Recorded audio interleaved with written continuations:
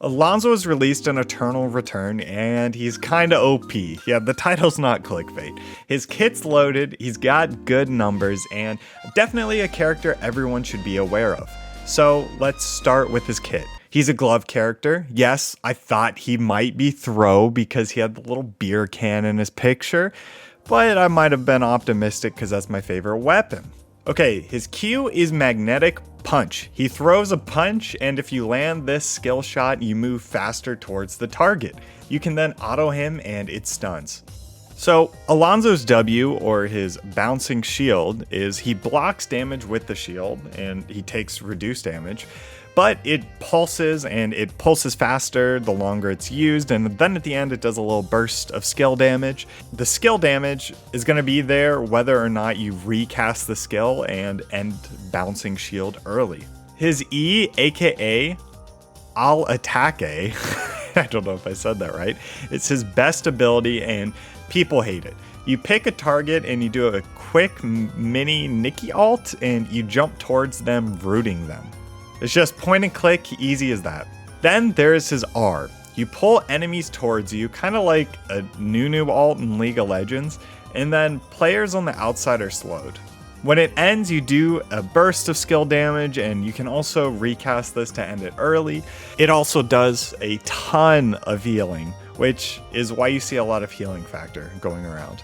Lastly, his Plasma Barrier, or his passive, has a ton baked into it. You become unstoppable when hit with CC, and he heals when applying CC to enemies. Okay, so here's the augments I was taking. Here's the build, and the tactical skill was Blink, but I think Drone or the Shield work just as well, if not better. Now, I boot into my first game, and we get run down immediately, but that's on par for learning a new character. Then we get another game, and my team really starts to cook.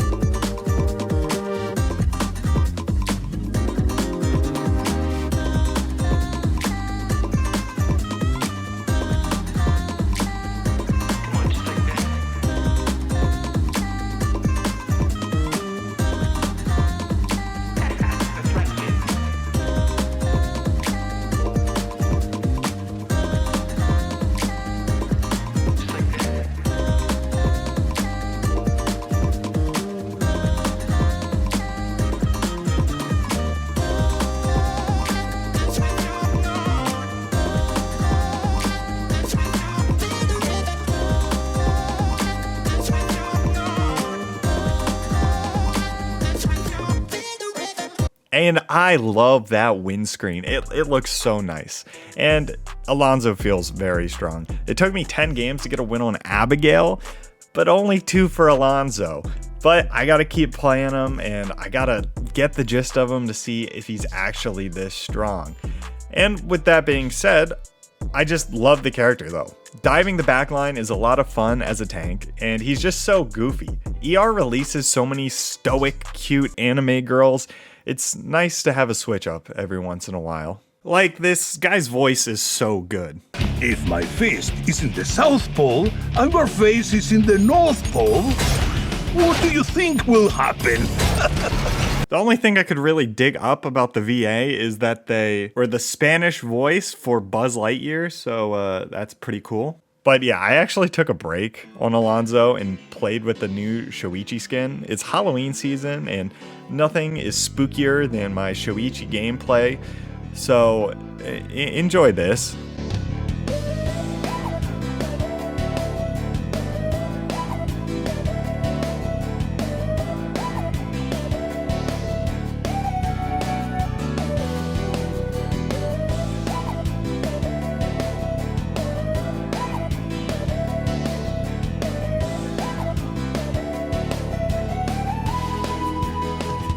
And we're in the final zone. The last 2 players, head boom, and then head boom. But we take those. Shoichi Toma is back at it again. And you know, we're mixing it up, but no, we're going back to Alonso. So some things I've picked up on him is you pretty much can E their backline and then you just Q and then auto when you're on top of them. And it's really painful. It's like, damn, you can't move. I've CC'd him into the Shadow Realm and it's just not a good time. But game 3 on Alonso goes pretty well.